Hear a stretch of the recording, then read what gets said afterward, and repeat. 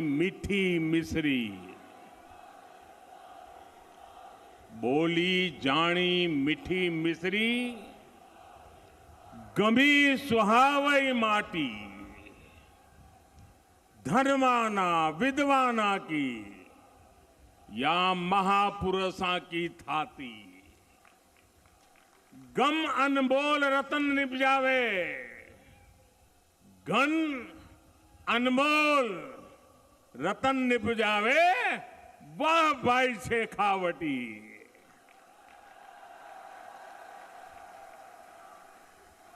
यहां आने पर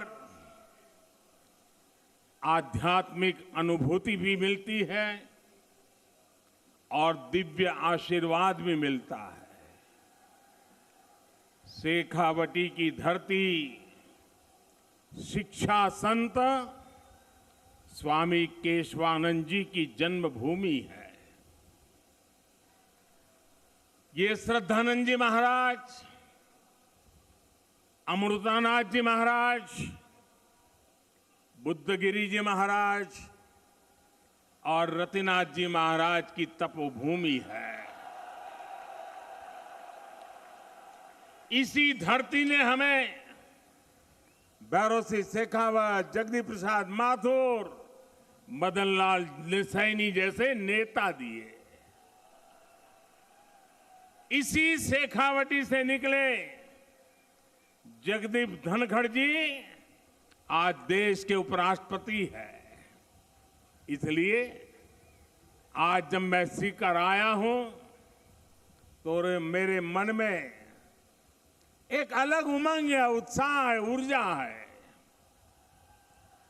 आप इतनी बड़ी संख्या में हमें आशीर्वाद देने आए हैं। जहां जहां मेरी नजर पहुंचती है लोग ही लोग हैं। वहां पीछे तो बिल्डिंग के ऊपर भी लोग दिखते हैं। ये जन सैलाब बता रहा है कि आने वाले चुनाव में ऊंट किस करवट बैठेगा। अब राजस्थान की करवट भी बदलेगी और मेरी गारंटी है राजस्थान की किस्मत भी बदलेगी। इसलिए आज राजस्थान में चारों तरफ एक ही गूंज है, एक ही स्वर है, एक ही नारा है, जीतेगा कमल, खिलेगा कमल। साथियों, भाजपा की सरकार राजस्थान की दिन रात सेवा करने के लिए प्रतिबद्ध है। अभी कुछ देर पहले आपने शायद यहां देखा होगा, किसानों के बैंक खातों में पीएम किसान सम्मान निधि के लगभग 18,000 करोड़ रुपए भेजे गए हैं। राजस्थान के भी 55 लाख से ज्यादा किसानों को आज 1200 करोड़ रुपए से ज्यादा सीधे उनके खाते में पहुंच गए हैं। पीएम किसान सम्मान निधि के लगभग 18,000 करोड़ रुपए भेजे गए हैं। राजस्थान के भी 55 लाख से ज्यादा किसानों को आज 1200 करोड़ रुपए से ज्यादा सीधे उनके खाते में पहुंच गए हैं। आज मुझे राजस्थान के अलग अलग जिलों में 7 मेडिकल कॉलेजों के शिलान्यास उसका भी अवसर मिला है। सीकर, चित्तौड़गढ़, धौलपुर, सिरोही और श्री गंगानगर के मेडिकल कॉलेजों का लोकार्पण भी आज हुआ है। युवाओं के भविष्य के लिए नए एकलव्य स्कूल भी मैंने राजस्थान के लोगों को समर्पित किए हैं। साथियों, केंद्र सरकार की तरफ से राजस्थान की सेवा का ये सिलसिला लगातार चल रहा है। इससे पहले कुछ सप्ताह पहले मैं बीकानेर आया था, तब भी मुझे अमृतसर जामनगर एक्सप्रेसवे और 24,000 करोड़ रुपयों की परियोजनाओं के लोकार्पण शिलान्यास का सौभाग्य मिला था। राजस्थान में अच्छी सड़कों के लिए, अच्छे हाईवे के लिए, राज्य के विकास के लिए भाजपा सरकार केंद्र से लगातार पैसे भेज रही है। जब केंद्र में, साथियों याद रखना, याद रखोगे? जरा हाथ ऊपर करके बताओ, याद रखोगे? पक्का याद रखोगे? केंद्र में जब कांग्रेस की सरकार थी तो 10 साल में राजस्थान को टैक्स की हिस्सेदारी के रूप में 1 लाख करोड़ रुपए ही दिए गए थे। बीते 9 वर्षों में नेशनल हाईवे भी क्यों नहीं, उसके अंदर भी कई काम और वर्क करने पड़ते, पीडब्ल्यू करने पड़ते हैं। नेशनल हाईवे मिलके काम करते हैं ना, कई बनाने में कई प्रक्रिया भी होती है। बड़ी बात मैं कहना चाहूँगा कि ये तरीका अच्छा नहीं है। पहली बार मैं देख रहा हूँ, पिछले 50 साल में मैं देख रहा हूँ कि मिलके काम करते थे ना, कई बनाने में कई प्रक्रिया भी होती है। बड़ी बात मैं कहना चाहूँगा कि ये तरीका अच्छा नहीं है। पहली बार मैं देख रहा हूँ,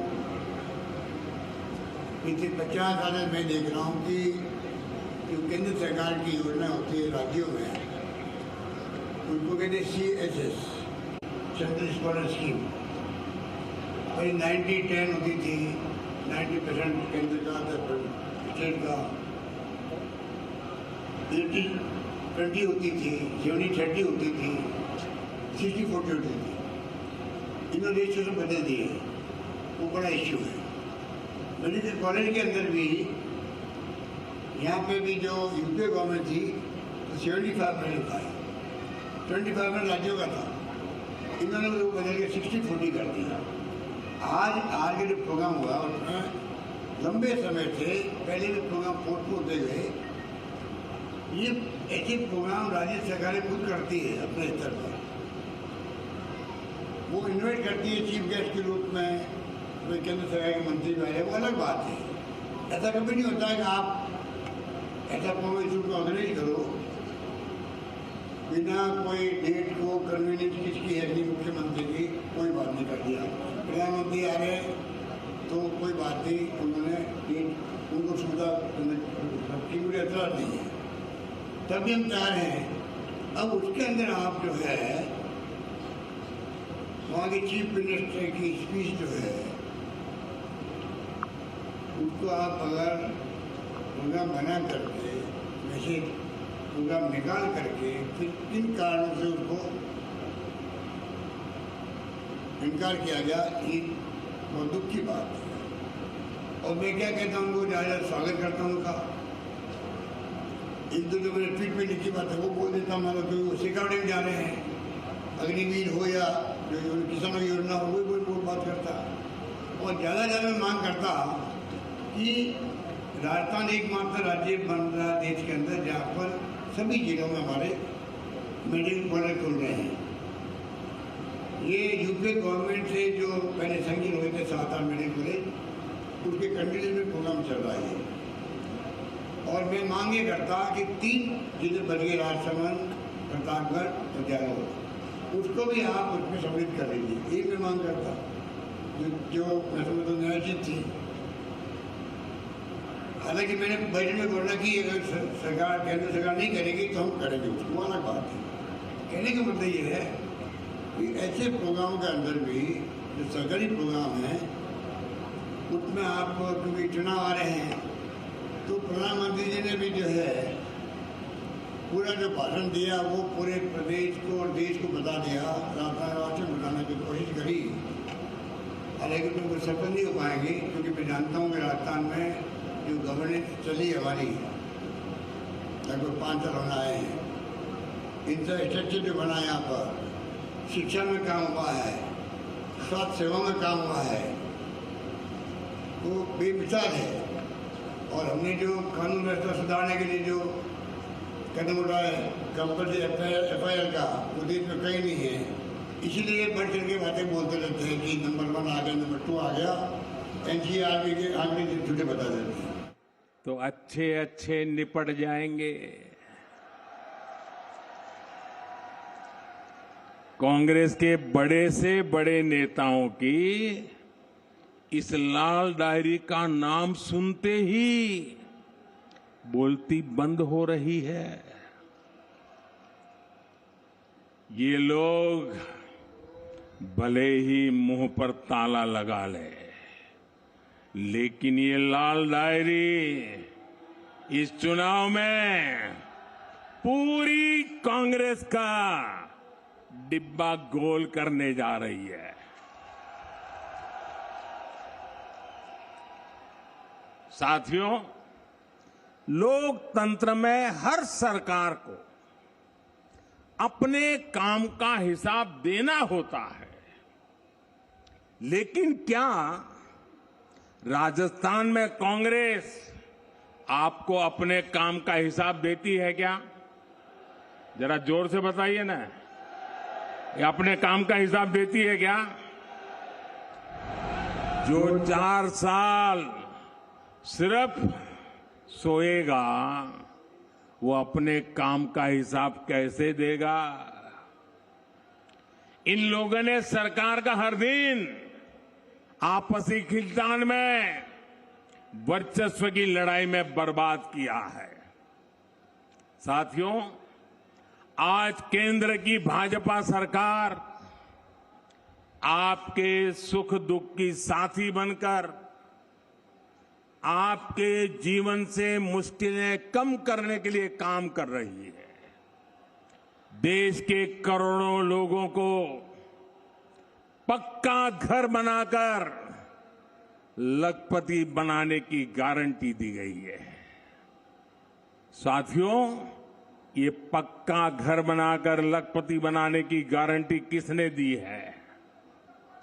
ये गारंटी किसने दी है? ये गारंटी को किसने पूरा किया है? भाजपा सरकार ने। देश के करोड़ों गरीबों को मुफ्त राशन की गारंटी किसने दी? किसने दी? किसने दी? भाजपा सरकार ने दी।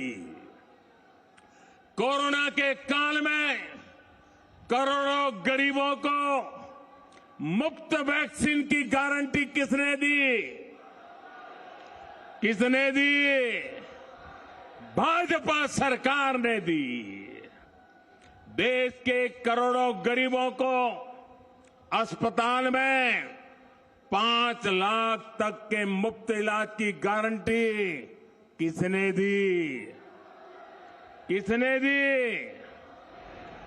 जन औषधि केंद्र में गरीबों को सस्ती दवाइयों की गारंटी किसने दी? किसने दी?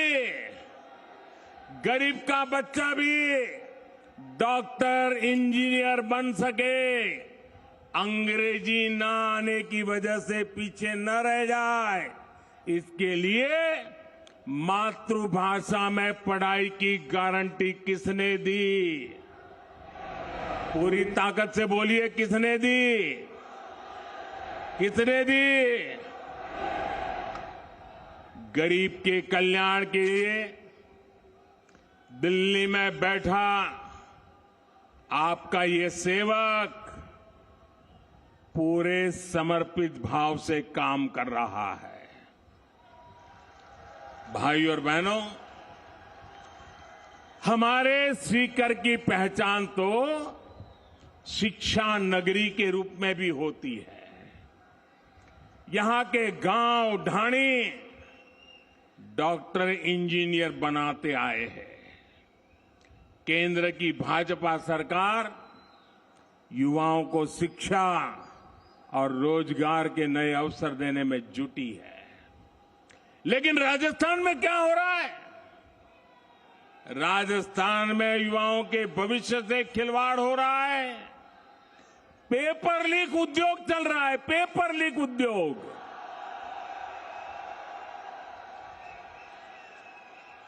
राजस्थान के युवा काबिल है, समर्थ है, लेकिन यहां की सरकार उनके भविष्य को बर्बाद कर रही है। यहां सत्ताधारी दल के लोगों पर ही पेपर लीक माफिया होने का आरोप लग रहा है।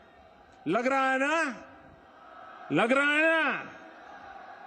राजस्थान के युवाओं को पेपर लीक माफिया से बचाने के लिए क्या करना पड़ेगा? कांग्रेस को हटाना ही होगा। क्या करना होगा? भाइयों बहनों, राज्य सरकारों की एक और सबसे बड़ी जिम्मेदारी होती है नागरिकों की सुरक्षा की, कानून व्यवस्था की। लेकिन कांग्रेस सरकार ये भी नहीं कर पा रही। आए दिन गैंग वॉर की खबरों ने राजस्थान जैसे शांति प्रिय प्रदेश को, उसकी साख को बिगाड़ दिया है। राजस्थान में दलितों पर अत्याचार चरम पर है। राजस्थान में नशे की तस्करी, नशे का कारोबार फल फूल रहा है।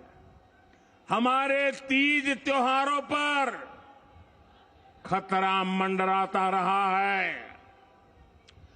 कब पत्थर चलने लगे, कब गोलियां चले, कब कर्फ्यू लग जाए, कोई नहीं जानता। भाइयों और बहनों, राजस्थान के लोग कुछ भी बर्दाश्त कर सकते हैं, लेकिन राजस्थान के लोग बहन बेटियों के सम्मान से खिलवाड़ कभी भी बर्दाश्त नहीं कर सकते। मां पद्मावती और पन्ना धाय की इस धरती की बेटियों के साथ जो हो रहा है वो आक्रोश से भर देता है।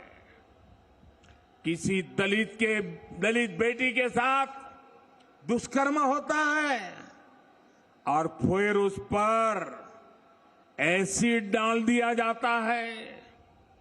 किसी दलित बहन के साथ उसके पति के सामने गैंगरेप होता है,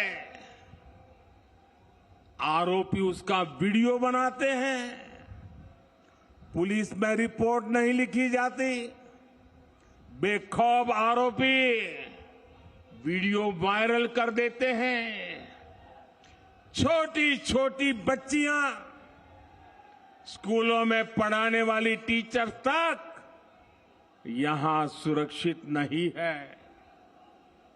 और साथियों, कार्रवाई करने के बजाय कांग्रेस के नेता पीड़ित महिलाओं पर ही झूठ बोलने का आरोप लगा रहे हैं।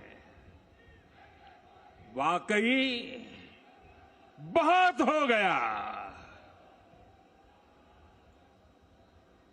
भाइयों बहनों, राजस्थान की धरती है, ये वीरों की धरती है, ये पराक्रमियों की धरती है। ये याचना करने वाले लोग नहीं है, ये हुंकार करने वाले लोग हैं। और इसलिए इस बार चारों ओर एक ही ओंकार है, एक ही नारा है, हर राजस्थानी का एक ही संकल्प है, बहन बेटियों पर अत्याचार नहीं सहेगा राजस्थान। बहन बेटियों पर अत्याचार, बहन बेटियों पर अत्याचार, बहन बेटियों पर अत्याचार, दलित पर अत्याचार, दलित पर अत्याचार, कर्ज से मरता किसान, कर्ज से मरता किसान अपराध बेलगाम नहीं सहेगा, अपराध बेलगाम नहीं सहेगा राजस्थान। पेपर लीक से युवा परेशान नहीं सहेगा राजस्थान। भ्रष्टाचार नहीं सहेगा राजस्थान। साथियों, कांग्रेस आज देश की सबसे बड़ी दिशाविहीन पार्टी बनकर रह गई है। इन दिनों कांग्रेस और उसके सहयोगी दलों ने एक नया पैंतरा चला है।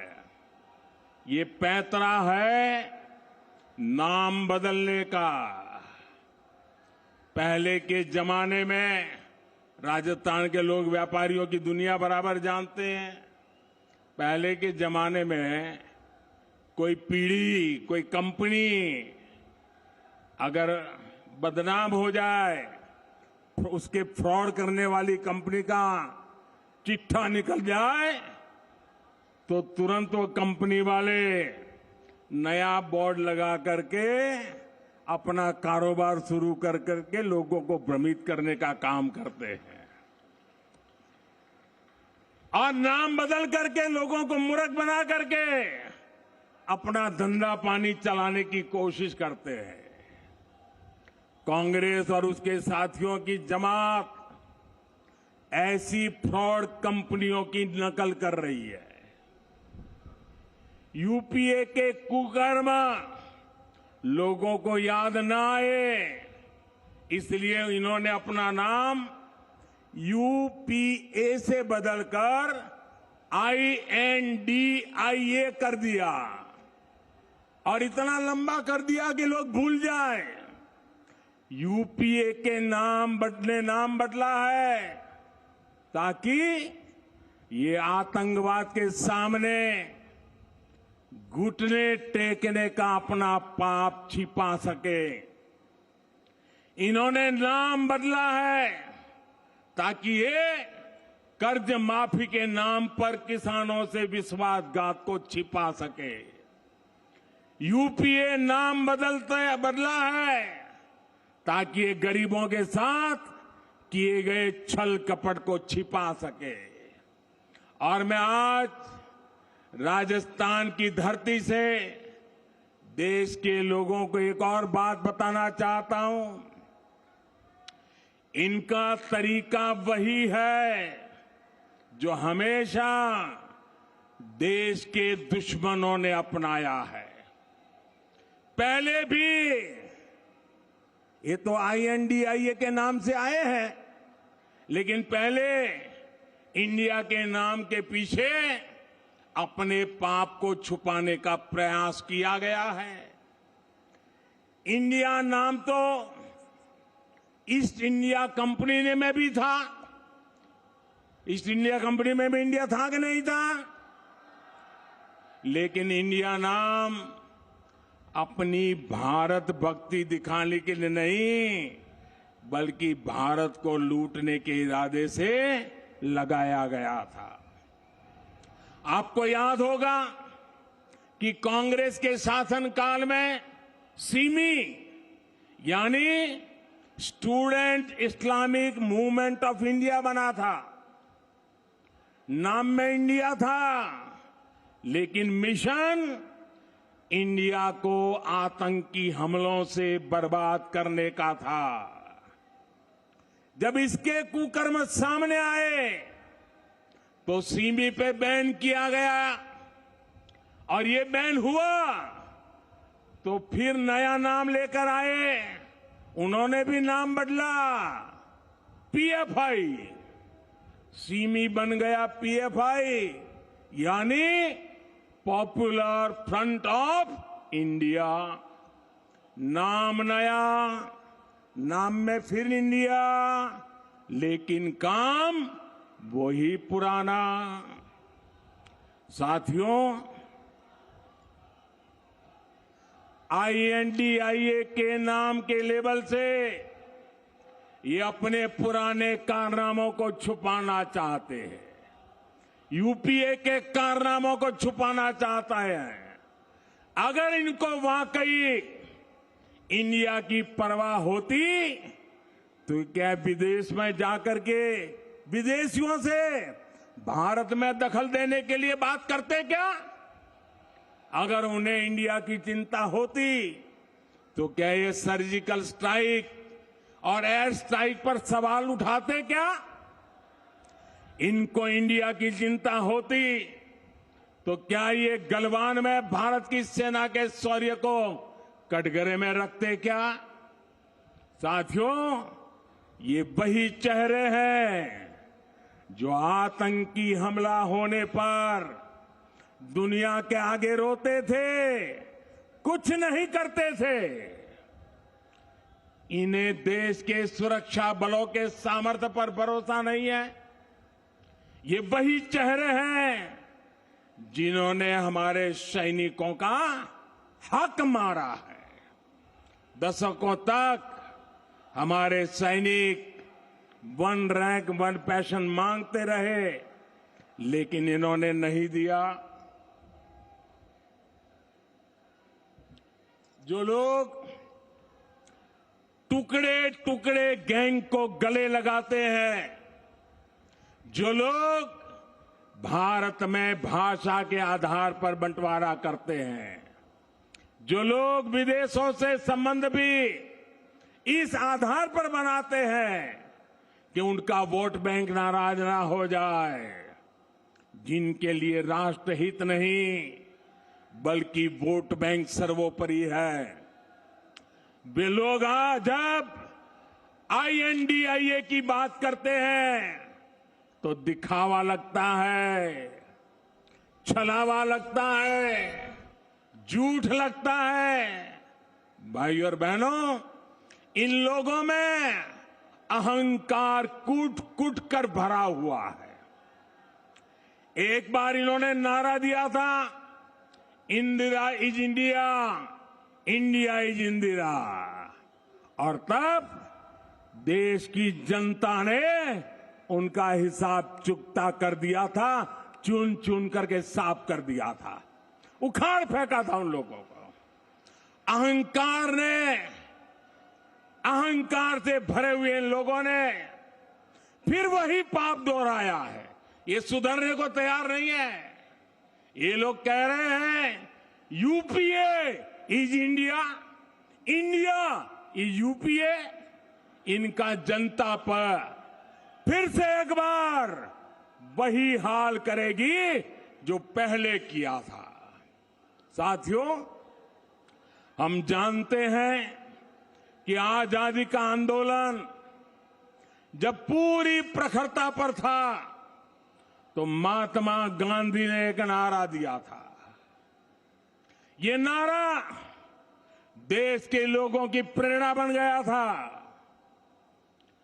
और आजादी के आंदोलन में इस नारे ने ऊर्जा भर दी थी।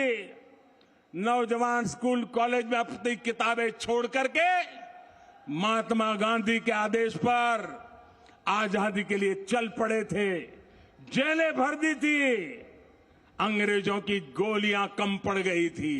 वो दिन थे और तब महात्मा गांधी ने जो नारा दिया था, आज फिर से देश के कल्याण के लिए, देश के उज्जवल भविष्य के लिए उस नारे की फिर से जरूरत है। दोस्तों, इस नारे को फिर से गांव गांव घर घर पहुंचाने की जरूरत है।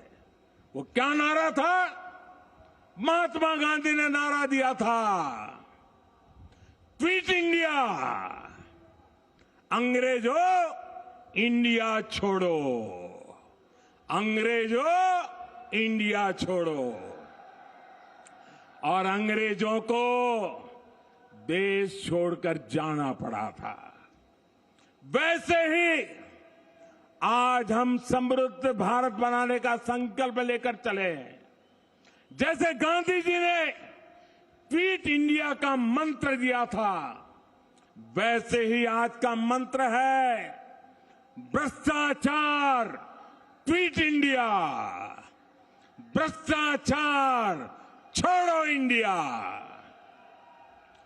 परिवारवाद क्विट इंडिया, परिवारवाद छोड़ो इंडिया, तुष्टीकरण क्विट इंडिया, तुष्टीकरण छोड़ो इंडिया।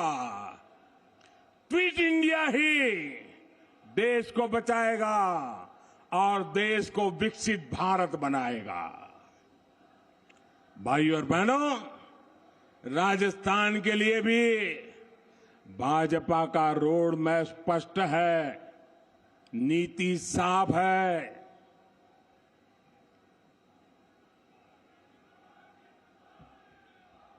आने वाले 5 साल में जब भारत दुनिया की तीसरी बड़ी इकोनॉमी होगा, तो उसमें राजस्थान की बहुत बड़ी हिस्सेदारी होगी। भाजपा सरकार बनते ही यहां भ्रष्टाचारियों पर, अपराधियों पर कड़ी कार्रवाई की जाएगी। भाजपा सरकार राजस्थान के नौजवानों की आकांक्षा को सम्मान देगी। भाजपा की डबल इंजन सरकार बिना रुके बिना थके काम करेगी। राजस्थान के पास सामर्थ्य की कमी नहीं है। राजस्थान के विकास के लिए जैसे पूरा राजस्थान आज मुझे साथ दे रहा है, मेरा शेखावटी भी पीछे नहीं रहेगा, ये मुझे पूरा भरोसा है।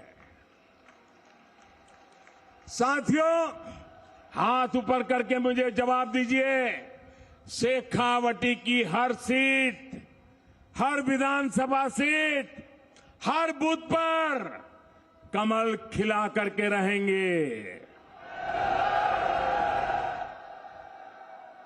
ये संकल्प है, ये वादा है।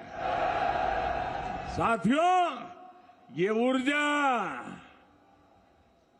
पूरे राजस्थान के हर बूथ में कमल खिलाएगी।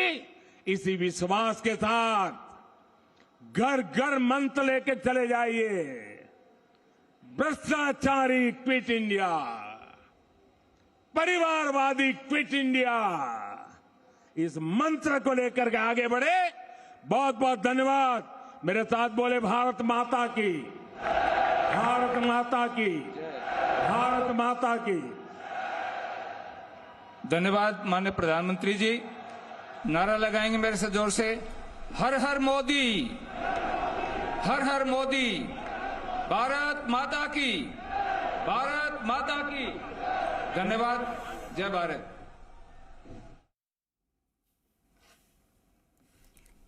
शेखावाटी की धरती से प्रधानमंत्री मोदी का संबोधन आपने देखा, सुना।